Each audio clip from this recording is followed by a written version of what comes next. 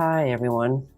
Welcome to the full moon on December 26th, 2023. I felt guided to do a special vlog for this really intense full moon. And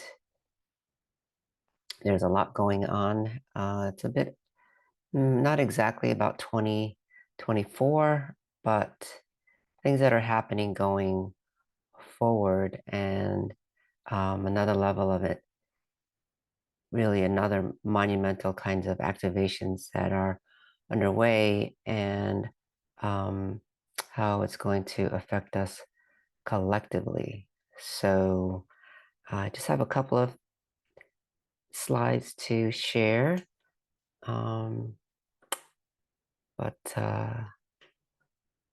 we'll see where this goes. I have some notes for myself, but I will have to see what other kinds of information comes in.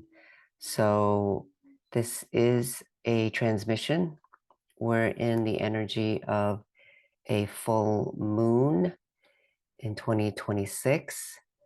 And it's a very auspicious full moon because it's the day after Christmas in the US, well, around the world. And even if those of you who don't celebrate Christmas, this energy affects the planet. So whether you celebrate Christmas or not, that's not what the significant aspect is, but there is a lot of focus from a number of people on the planet um, around this date and the meaning. So it doesn't, to me, it doesn't have to have a religious meaning of Christianity, but there is a focus on what I would call the cosmic Christ and love or omni-love consciousness from the cosmos. So uh, hope you're having a good holiday season. I know it can be, I can have mixed emotions for people, trigger lots of memories, family dynamic kinds of things. So blessings to everyone wherever you are on your journey at this time and how you're experiencing this holiday season. So this is an actual image of the full moon, and I mean, seeing it up close, it's even like a flower there that's blooming. So it's a beautiful time, uh, even if you're having struggles. It's an intense time, and it's a time of a great deal of healing, as you're probably all experiencing. So, as these cosmic waves have been coming in for quite a while now, it is stimulating deeper healing, whether we like it or not. And so, there's lots of healing that is taking place individually, collectively, healing timelines, past, present, and future.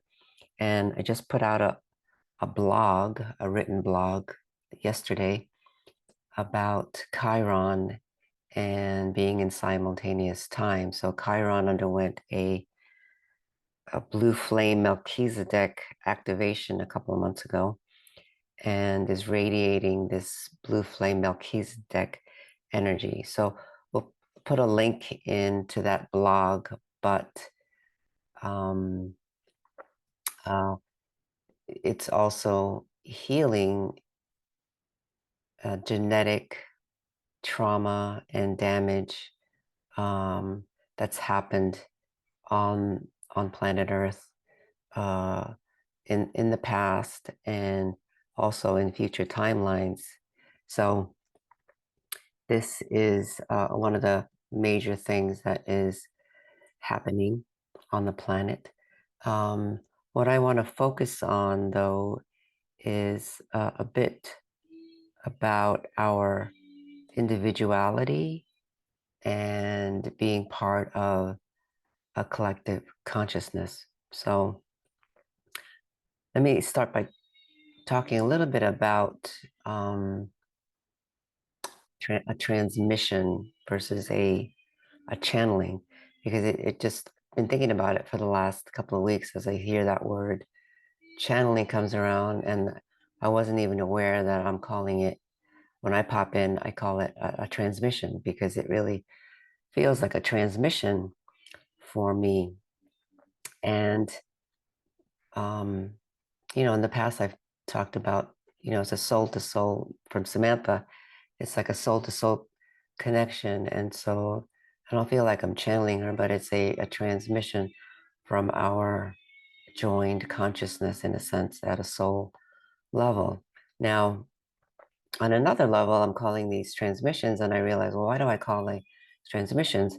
Because um, it's the soul as a soul, and even as a multidimensional human, we access every dimensional layer of uh, this dimensionalized system that we're kind of placed into. So the 12 dimensional avatar has actually been functioning in a 15 dimensional universe. And I have talked about that we're in an 18 dimensional universe. So, some of us are functioning at an 18 dimensional level now and beyond. But the main part of uh, our consciousness should be at that 15 dimensional level. And so this is why we actually are born into a 15 chakra system. So because each of the what we call chakras are more like dimensional accesses into those dimensions. So, and you might hear Sammy in the background. My husband is home and he's off for a few days, so that's why I thought it'd be a good time to do this recording while he is here.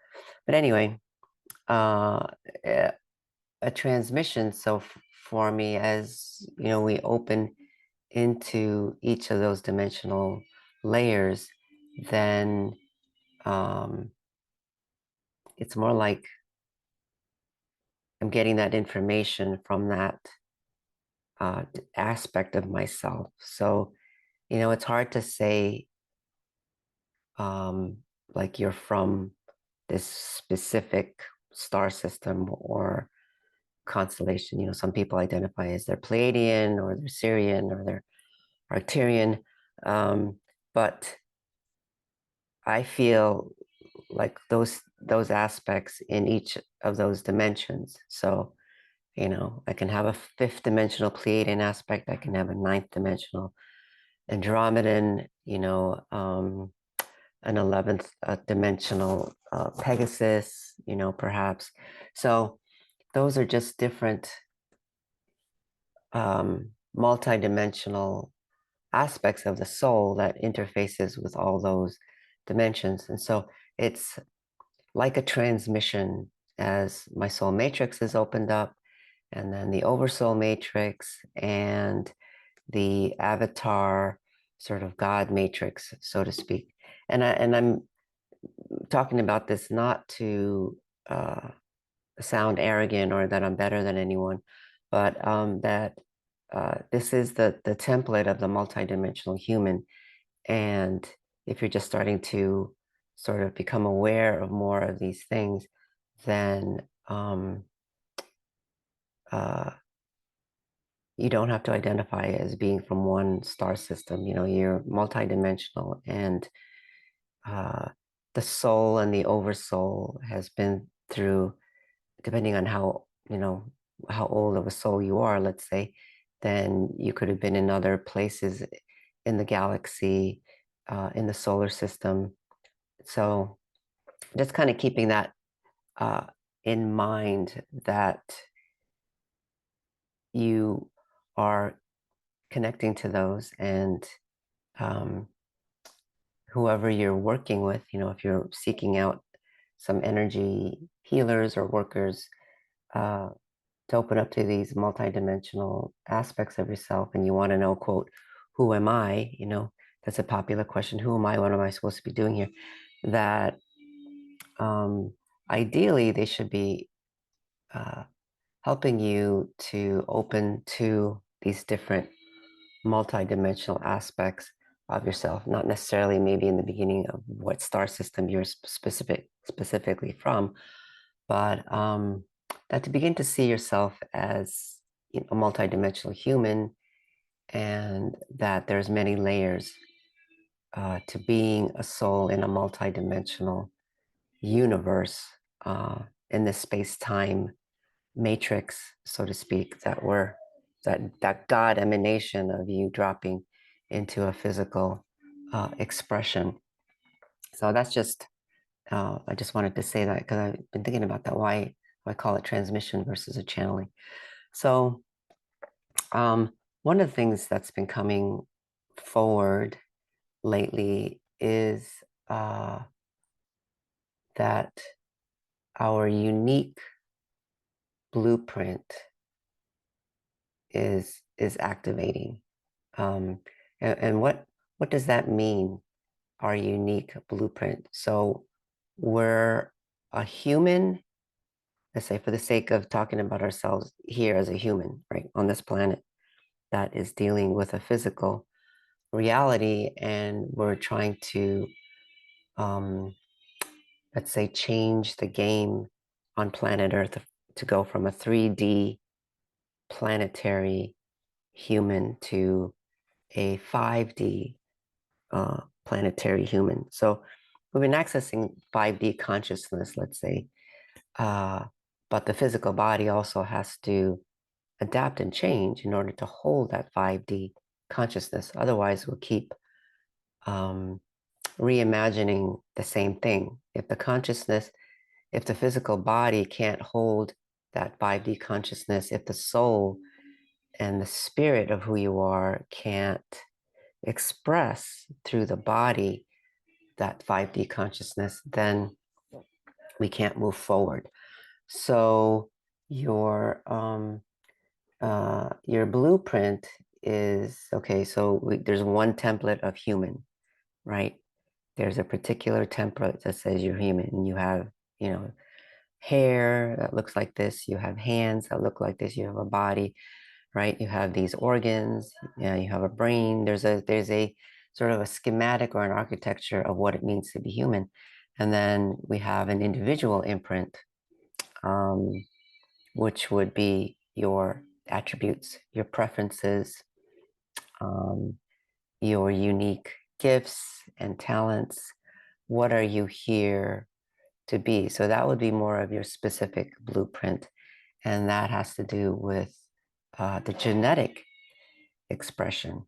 So that's the genetic expression of who you are, and the activation of that, of who you are, is cosmically activated by the zodiac constellations, and more specifically by the planetary system of our solar system. So there's an energy that is transmitted from the cosmos through the layers of, let's say, cosmic to universal to galactic to solar system or solar, and then planetary. So that is that is the activation, and primarily in this last epoch, for a couple of thousand years, several centuries, let's say, we've been sort of operating on this notion that there are 12 signs, which is the tropical zodiac system. And if you watched my last video uh, from the 1212, I had mentioned that I felt at this point that the tropical 12 system zodiac is astrological system is an overlay of karmic, is a karmic overlay. And now it worked, and there's been sort of many overlays to make it work, I would say. and it had a function. It had provided lessons for us. At this point, we have to kind of see that, if we're sovereign souls, that even if the human was not aware of it, then the soul kind of created some lives for us where we had lessons, let's say, to learn. So we've learned those lessons. Those of us who are moving on, we've learned those lessons, and now it's time to be who we truly came to be, so to speak, for this evolutionary process to take place. So the sidereal, or the 13 zodiac system, which includes Ophiuchus, is at this point, let's say, quote, the correct astrological system in which we should be functioning. And I say at this point because it may expand someday. Sam says there'll be 14 signs we'll be working with at some point. So I don't know when that is, but she says there will be 14 zodiac signs that we'll be working with.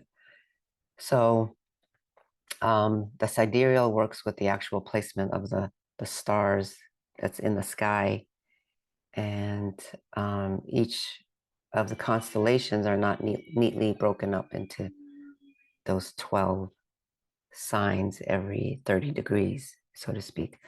But anyway, what I really want to get into is about, based on the 13 signs,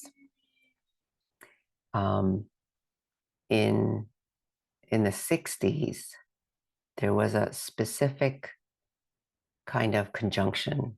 And many of you probably have heard of, the 60s, the age of Aquarius. It was the love generation, the whole bit in the US. I don't know if that went on in other parts of the world as well, but certainly we hear about that hippie generation of the 60s, who were adults or teens at that time. But there was a specific alignment for those of us born in that decade,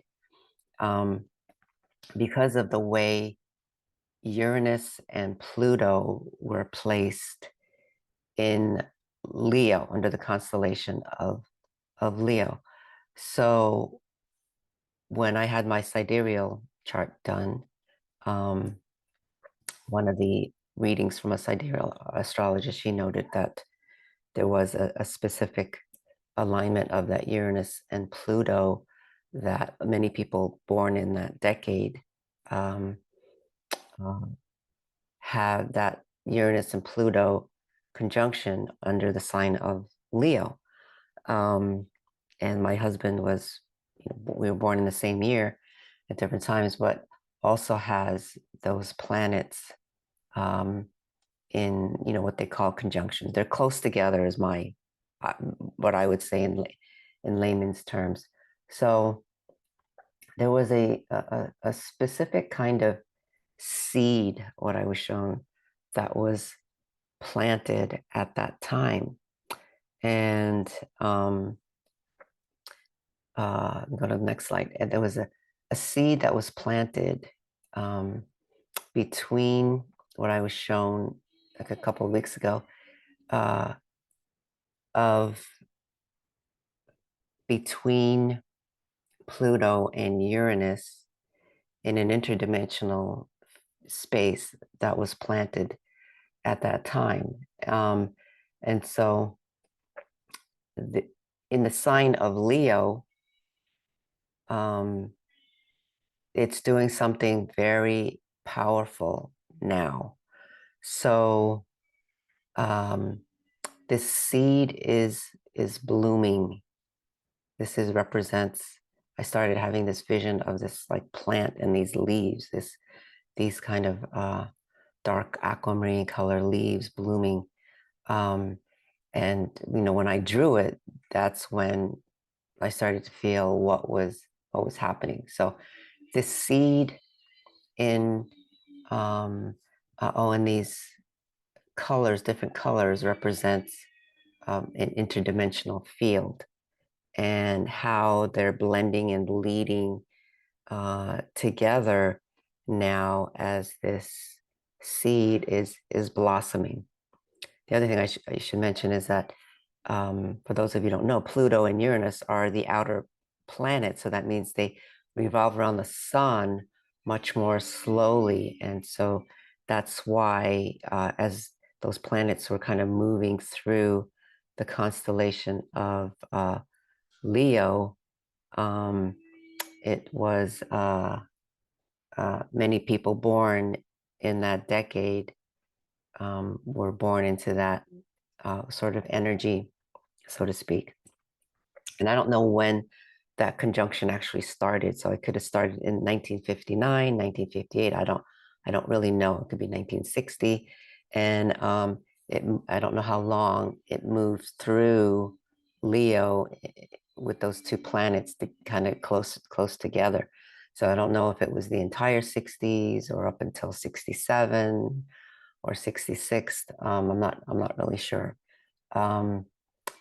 Because Pluto is further out, Uranus is a little closer.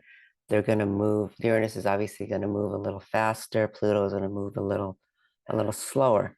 So I don't know for how long they were in conjunction. And then again, too, you're based on when you were born with those two planets in Leo. It may be in a different house though. Like, so for my husband, it's in a different house, even though um, his was also in conjunction. Mine was in the first in the first house. So anyway, uh, and I think I have Leo. Leo is my rising sign, I think. So um, anyway, uh, Leo is a very powerful sign, as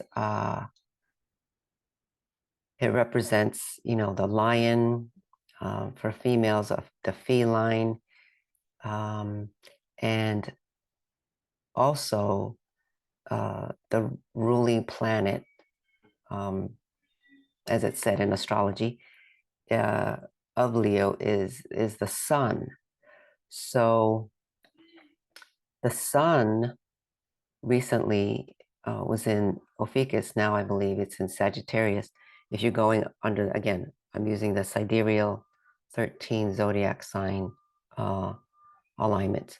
So now, if some of you may remember that I had in other blogs and posts, I had said that Samantha had shown me that this past fall, in September, the fall equinox, is when the 13 sign zodiac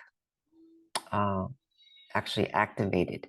So what I saw was in my vision was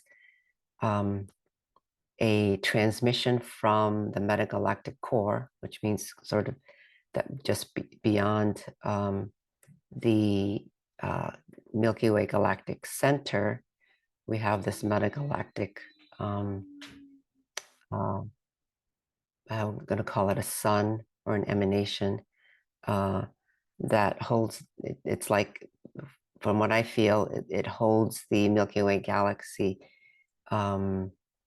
especially in dark matter. What I'm being shown right now is dark matter, uh, a dark matter like sun that emanated a kind of a sound that became a light frequency, and activated Ophiuchus, because Ophiuchus is situated in the center of the Milky Way galaxy, and that's why this is important, and more people are talking about transmissions coming from the galactic core. So anyway, it ignited Ophiuchus, and what I saw was like a ring of fire that went around the 13 constellation system.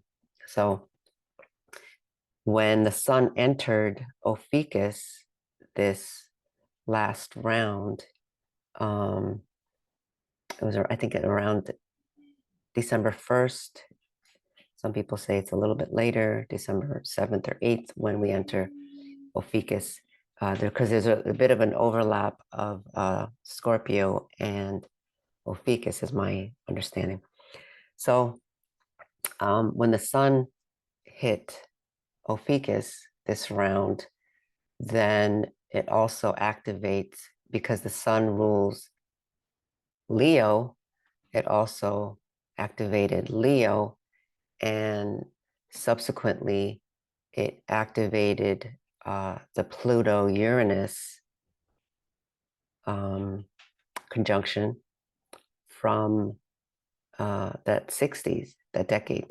So even though, I was a child, a small child in that decade, and others also in that decade, it's like we got that imprint.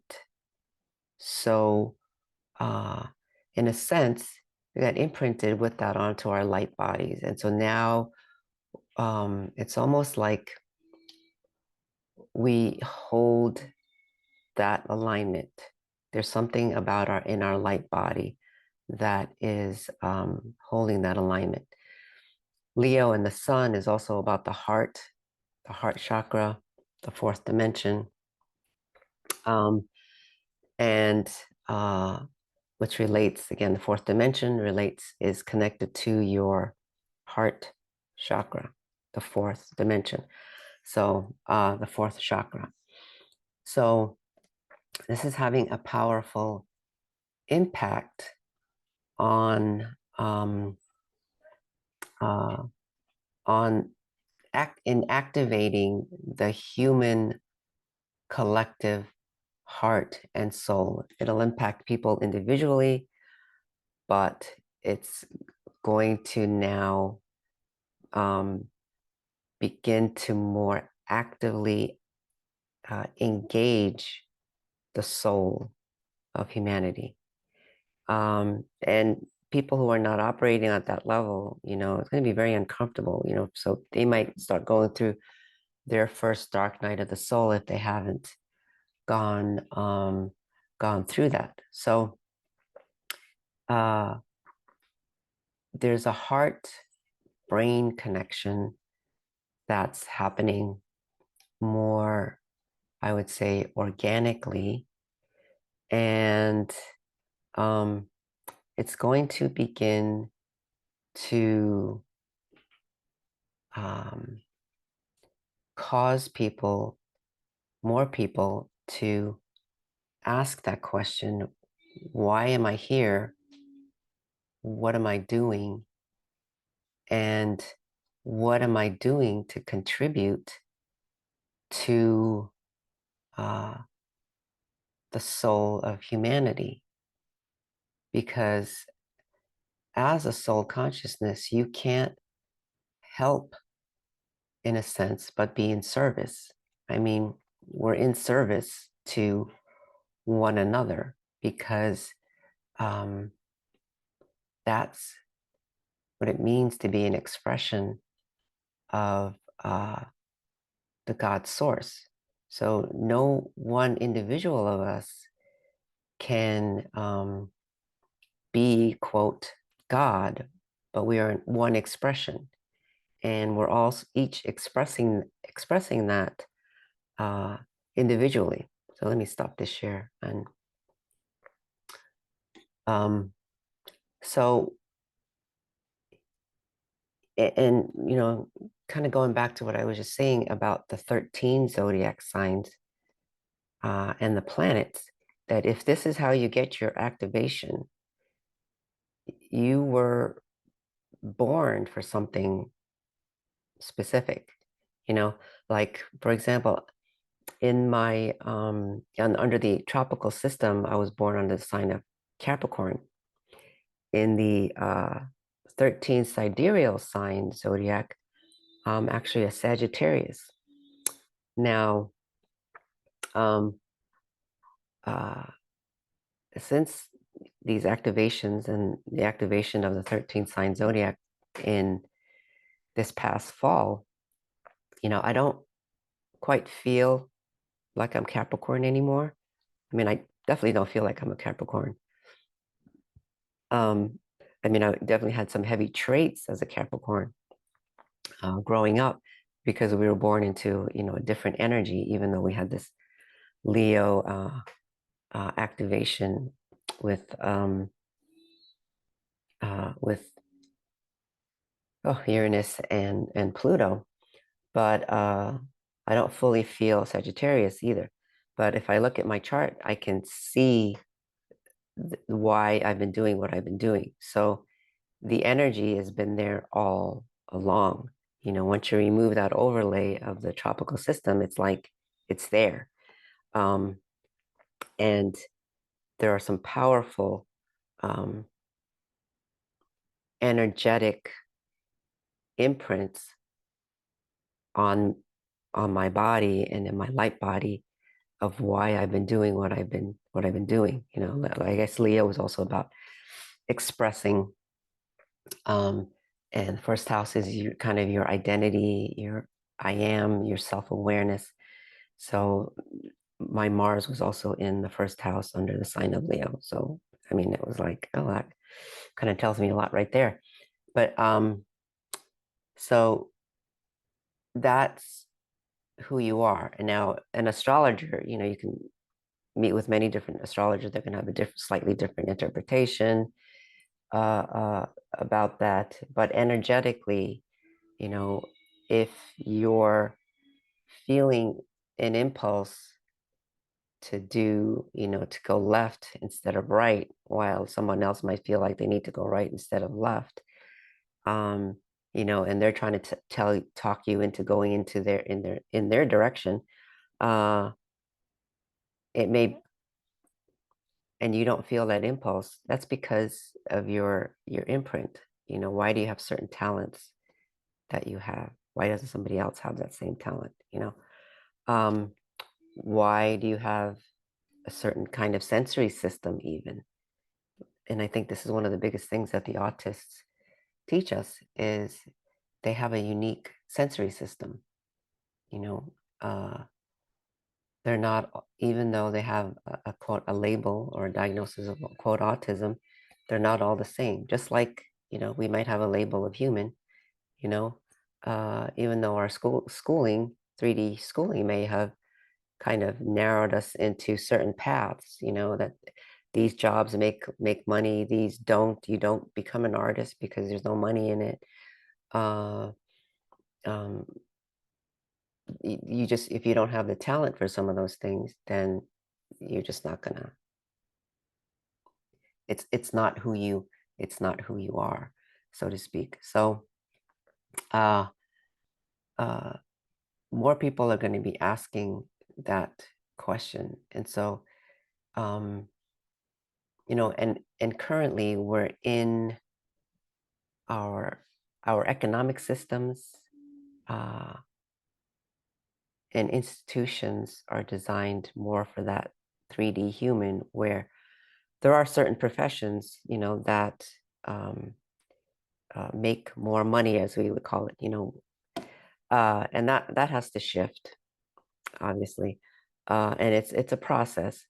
Um, and you see individuals, who may be working jobs, but it's not really their passion. It's not really who they feel like they are, and so they might have hobbies or other things that they do for that outlet, so to speak.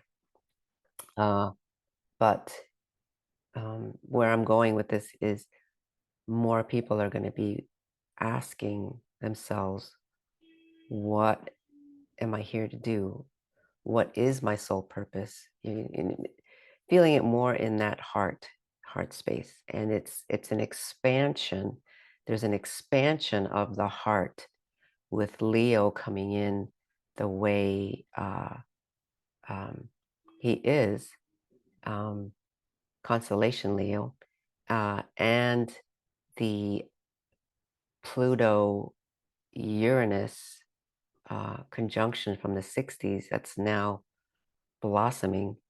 And Uranus is known as the quote, the rebel, because it actually lays on its side. That means it's north and south pole, or it's like tilted. horizontally instead of what we might think vertically this way.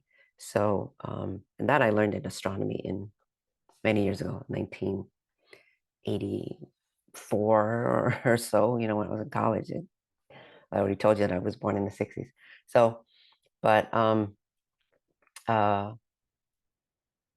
this is the heart expansion, and Uranus being the rebel, it's stimulating that we need to do something different. That um, it's been known as the rebel and the revolutionary, and it can in the 60s it was coming through as let's outwardly be the rebel. Um, those of us born in that era, we grew up in a time where we were kind of more, now we're more kind of professional, let's say. We're not really that hippie generation in a sense. We're more kind of grew up in that mainstream era. And so, you know, we're more kind of traditional, I am, uh, in very much some ways.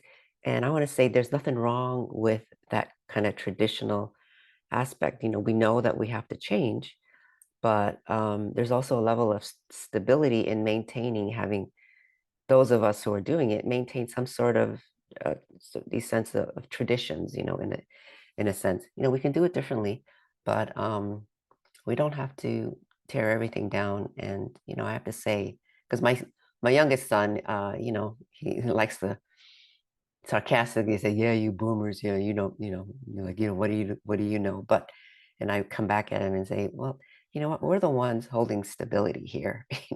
We didn't get his mind controlled as these subsequent generations. I feel, all these agendas that go on. I would say um, the craziness that's going on in the world, and no fault of their own. They really amped it up. Let's say."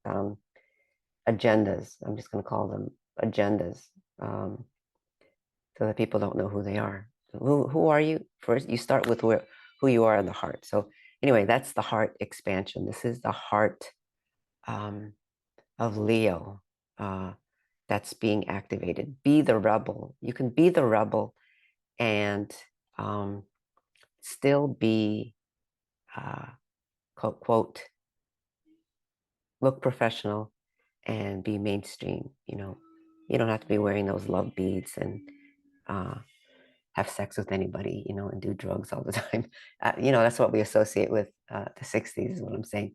So, uh, I have some conservative family values, and you know what? That's okay, because we need those. We need to bring some of that back of what it means um, to be a family, right? But anyway, so uh, this heart and soul space of Leo is also about integrity, uh, being true to yourself, be your authentic self, and expand your heart, uh, and allow the heart to then expand the mind. Because if we're only using our mind, the 3D linear thinking mind, then we're only going to recreate the same thing over and over. So this heart expansion, uh, and I love that uh, I'm really a Sagittarius, because Sagittarius is ruled by the planet Jupiter, and Jupiter is about expansion. Um, and when we can expand that heart, then we can expand our minds as well, because next year 2024 is and beyond is going to be challenge each of us to expand the heart, bridge the heart and the mind, and there's new brain waves even activating. So uh, if you saw my 1212 video, right, I was talking about the theta brainwave is the only natural brainwave to the human avatar, Seriously, that's the only brainwave. Like these alpha and delta waves, they've been studying. This is how they do this mind control business because they've been studying that. So if we go off of um, those brain waves, then whatever control mechanisms that they've designed, it's like, oh well, it ain't gonna work on me. So these brain waves, even on the that go through the brain stem in particular, that's a very important area. That's where our ninth chakra is. Can you imagine that? I know some people use a different chakra system, but that brain stem is our ninth dimensional connection. You don't have to go way out there to connect to your the ninth dimension. It's like designed to be in the body for the first to the ninth dimensions. And then we have these other 10, 11, 12. So 12 is your Earth star below your feet. That's 12D. That's the 12th dimension. Can you imagine that? You're like literally placed into this universal time matrix, and your Earth star is below your feet. Your 10th chakra, 10D, is your soul star. That's above your head, like 6 to 8 inches above your head. And your 11th chakra, 11D, is about 18 inches to 2 feet, what I've seen on people.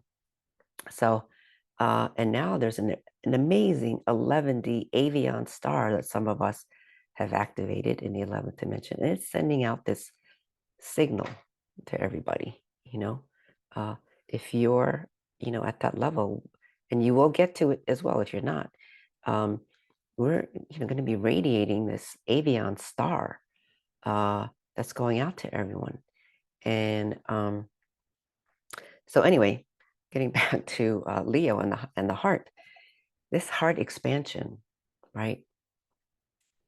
If and you don't have to be physically, quote, big, because when you expand at that heart level, that inner expansion um, of the soul is so expansive, it can't be contained in a physical body. That inner expansion is is amazing. I mean, and this is what I think a lot of you and what I've been experiencing, in the last decade, is this inner expansion, and it goes deeper and deeper than you can imagine. It's interesting that even though my sign was Capricorn and Saturn rules Capricorn, um, that not necessarily Jupiter, but I always loved Uranus for some reason. And I loved the Jupiter's moon Callisto, many years ago when I was looking at who was on like sort of my team, my team. It was like Callisto.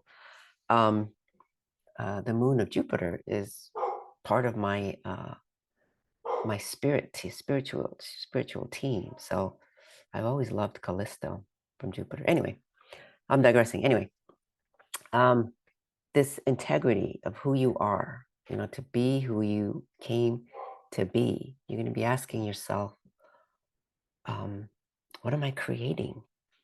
You know, what am I here to co-create? Well, we create moments, we create joy, we create love. Um, and I know that can be a challenge out in the world, because how many of you have woken up one day and say, oh yeah, I'm just going to be love out in the world, and you go out there and, you're shopping and you get to the checkout stand and you come across this person who at the checkout stand who's like just not happy about what they're doing or whatever is going on in their life. Maybe their manager yelled at them this morning, or, who knows, but maybe they're not happy with their life or whatever is going on. Maybe their husband just told them that, he's leaving her, or, whatever's going on. And you meet that person and they're not in that state, and they're not wanting to receive your love.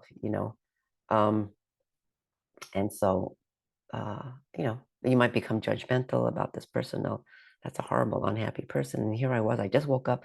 I was in love with the universe and I went out, and now I feel shitty, because this person was not happy. Or you might see the person behind you in line that, comments that, oh yeah, that person is just a horrible person. Um, and sometimes I have to remind myself, maybe that person is just having a bad day, and now here's this other person that you met too, and they're being totally judgmental. And I've done it too. I've been judgmental, you know, that shithead, Um, so these kinds of things go on. And, I understand that. I definitely understand that. But imagine what can happen though if more and more people are uh, become into that space of wanting to expand their heart. And what I'm seeing right now is that one of the things that's going to happen as well with this stimulation of the heart and this wanting to expand, if they haven't dealt with their stuff, their traumas, and whatever has happened in their life or what they're going through, that it's going to generate a lot of sadness and anger within them at first, because it's stimulating um, us to uh, open the heart. But first, it has to open. So in that process, then it's going to come up against what is closed about it. Why is it closed? Uh, the good news is that it can heal much faster and people can move through these stages much, much faster. But it's going to highlight this topsy-turviness in um, 2024. It's an 8-year, which is an exponential year. 8 is an exponential number. 2 to the third power.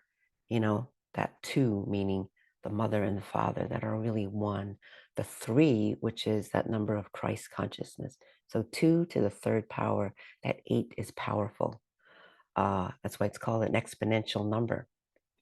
So things can change exponentially. So going forward, we're going to come up against these things. So, again, glorious things are going to happen, but um, these triggers are happening much faster now. So getting back to, why would we want to be asking, what am I here to do? What am I here to create? These individual uniqueness, right? Your gift uh, is needed in the world. Even if you're not doing it through your quote job, um, your uniqueness and unique perspective, uh, and um, then learning, more people are becoming entrepreneurs, learning to create for yourself, creating a life for yourself that is um, rewarding, and that we can receive the physical abundance that we need, right? Now, I know there's a lot of talk. People don't like money, especially spiritual people. Money is dirty and money is, but it's getting back to the fundamentals of what money is. It's an exchange. It's a way of exchanging. So what I'm showing is we're not going to get out of that like everything's going to be free, you know, in become free in the next decade. I don't see that happening. We're going to have some type of exchange system, some type of quote, what we call money. The spirit of money is about exchanging. And um, the exchange is about exchanging for what you are contributing. So uh, if you were designed by God, by Source, to be a certain type of individual that says, in this next uh, epoch that we've stepped into, that these are the specific kinds of gifts that we're going to need for this next epoch. Now, epoch is long, but we're in a phase where we have to break down 3D and we have to co-create a different consciousness on the planet. So you are designed to be unique. You are designed to be part of, maybe you're right now you're part of the breakdown, to cope, but simultaneously there's something that you can co-create to be the new, right? So uh, when you're putting that out, let's say as an entrepreneur, um, and quote business, uh, for profit, because we do this is the mechanism under which we exist. So profit doesn't is not bad, because this is the exchange mechanism of how we get our goods, for our physical comforts, for our nutritional needs. You know, this is what the exchange is about. So if you're designed by source to be this unique person, to deliver your unique, um, essence, and you're contributing to, uh, the well-being at multiple levels, right? Whether it's something physical, whether it's something emotional, whether it's something mental, whether you're a teacher or a sanitation worker, that gardener, uh, you know, you are here contributing something that people need. The problem we've had, again, like I was saying in the beginning, is that only certain types of quote labor is considered valuable.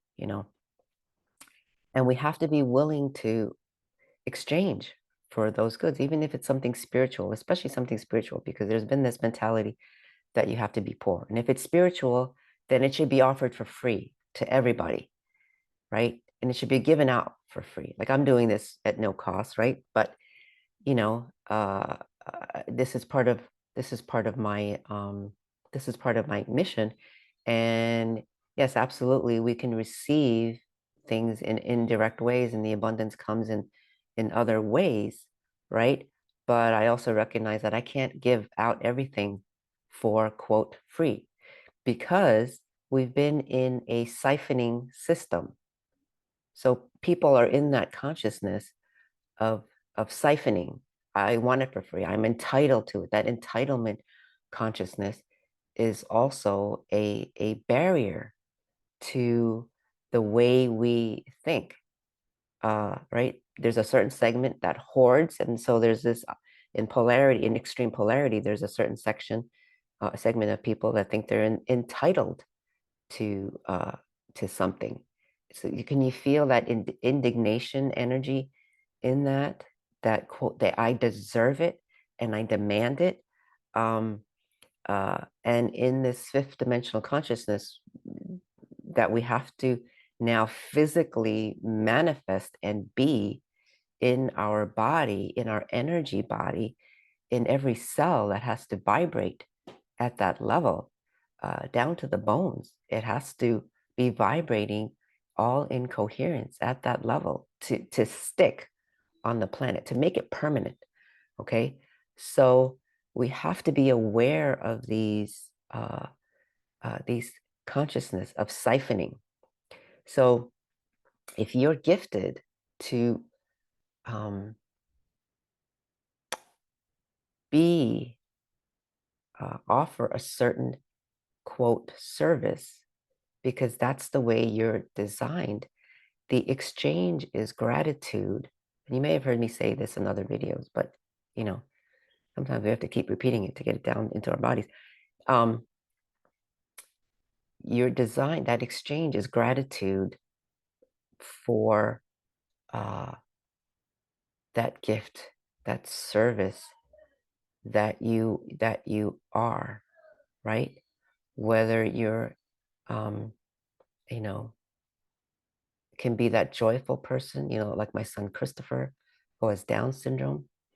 He is here to be that heart and joy. He has Ophiuchus rising in his astrology, his 13th sign astrology. So he's here to be that Christ consciousness. But people would look at him like, oh, he can't contribute anything. He is only siphoning. He siphons from the system, because we have to allocate resources to him, and they're seen as not contributing anything, um, on the planet, right?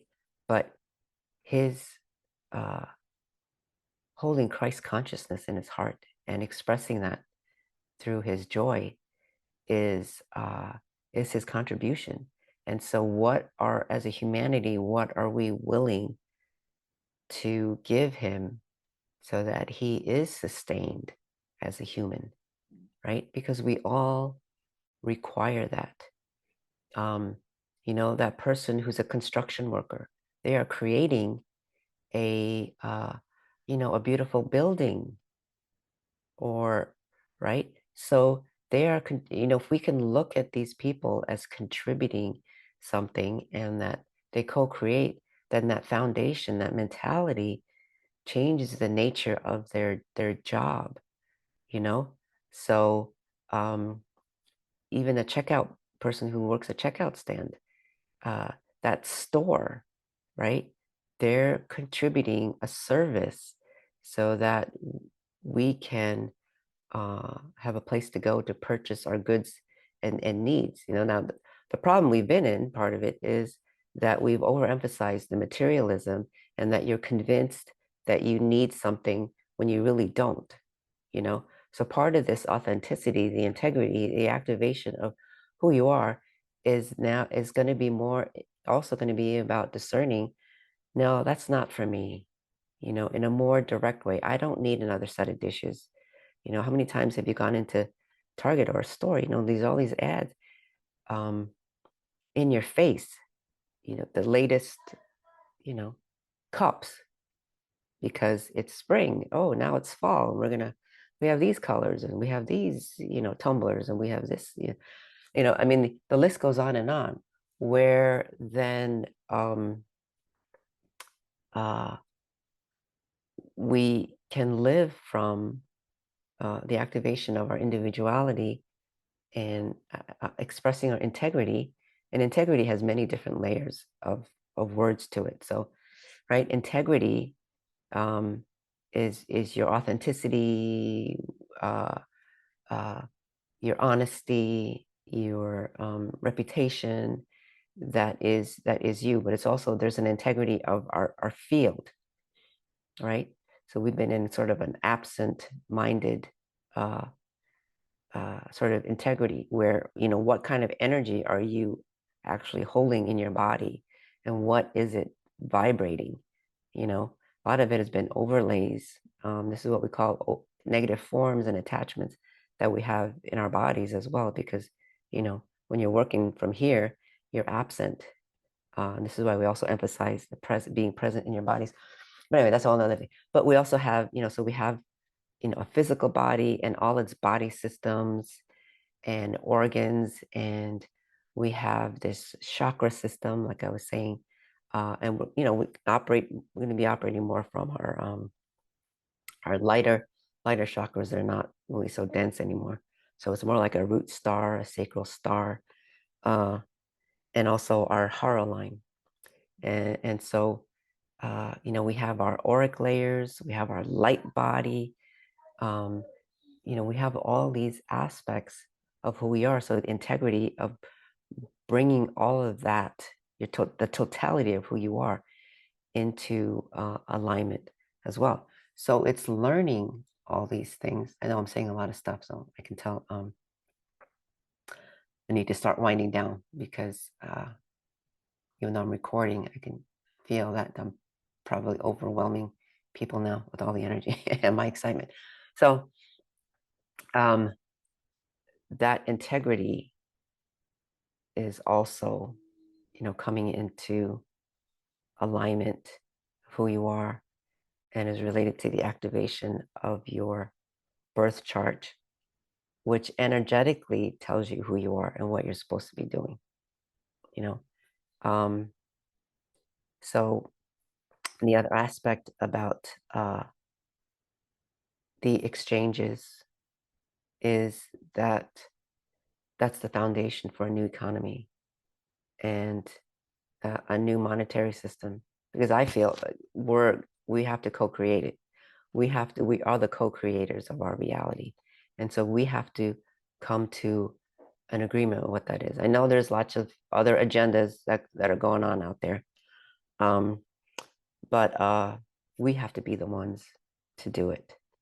And interestingly, going back to, circling back to the beginning with that flower, in the Uranus-Pluto conjunction, it happened in Leo in the 60s. Um, I was wondering about there are many people who don't, quote, seem to be uh, very awake in the sense of what is going on in the global landscape, who, um, let's say, succumbed to the 2020 agenda. I'm just going to say that. Those of you, some of you know what I'm saying, understand what I'm referring to.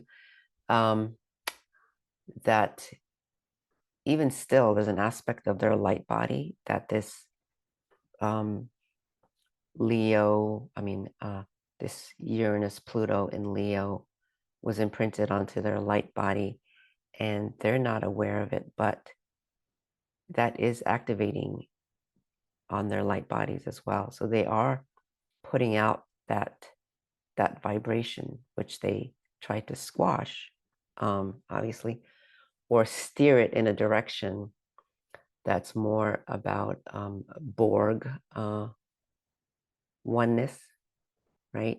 That's more mental individuality uh, and collective consciousness from the perspective that I'm talking about integrity of who you are really means more about uh, as individuals, we are um,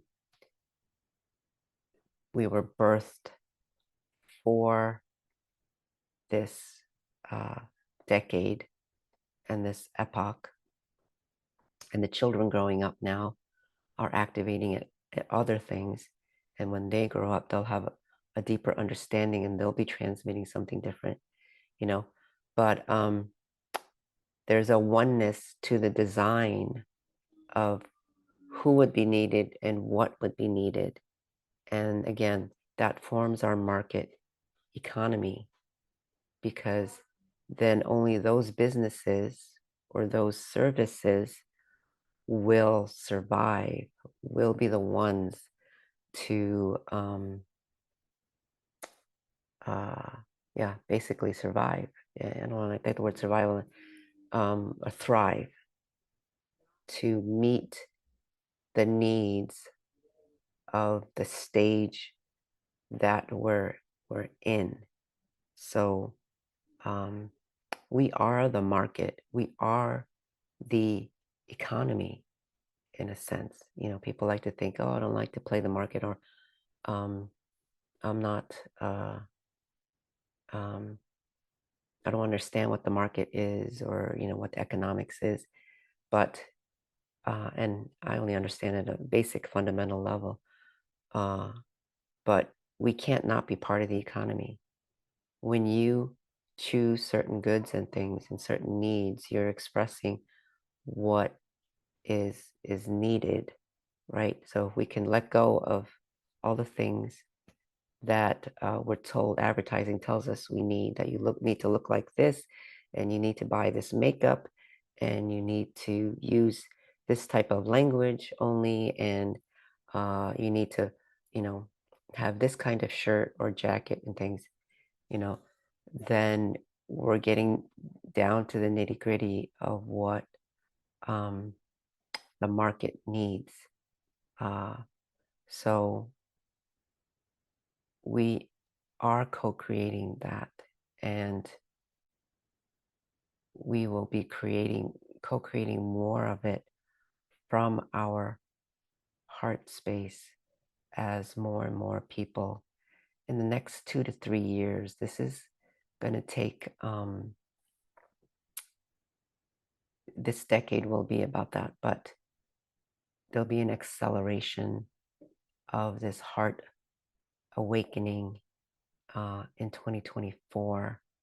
And again, positive or negative, some people, it will be, it can be traumatic for some people as they are feeling this if they haven't been doing, some inner work and things. But I think just to have that awareness, if you're listening to this kind of thing for the first time, just to kind of have that awareness that uh, all of this is happening to heal you, to help you heal. And it's okay to have those moments when you feel like all your traumas are coming up and you feel sad that you're not alone in this. Many people are suffering because 3D consciousness and all its overlays has created trauma for many people on the planet. Uh, and if it's not in this lifetime, it could be from memories from the past. It could be from you may have had you may have been there in Lemuria. If you again saw that last blog about a certain group of Lemurians in order to destroy the feline genetics that was underwent a Holocaust. So there's deep sadness as the earth, these memories from the earth is coming to the surface. So you may be, feeling traumas from other planets and other galaxy, another planet in the galaxy. So there's many layers to this, and so it's completely okay if you're feeling that and you're not alone because we're all going through that at different stages. So yay, you know, we're in for better things to come. But just keeping that in mind that there's still a lot of healing that is needed because we are the alchemical containers um, to heal all of this, to eventually heal all distortions in at galactic universal levels. So this is what Source is doing in a sense. Source is taking a deep inhale and calling everything back into alignment. And so that means anything, all distortions, anything that was not created out of alignment with the law of one, of true cosmic order, the natural order of the cosmos is being is going to be healed. So that's going to bring up traumas and dramas in order to do that. But that's a long term kind of trajectory. But that's where we're headed.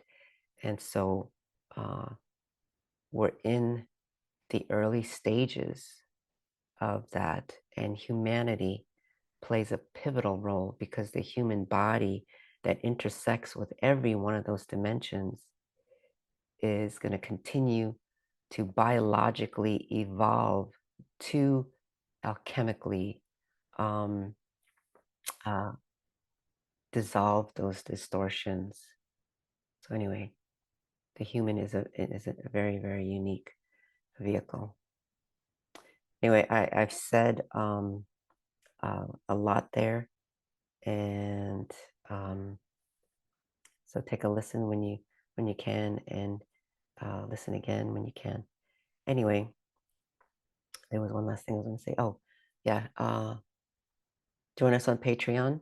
Uh, it's $22 a month for the Cosmic membership, and you could see the latest presentation with the latest images and what's going on, and a meditation towards the end to help people adjust to the changes that's going on.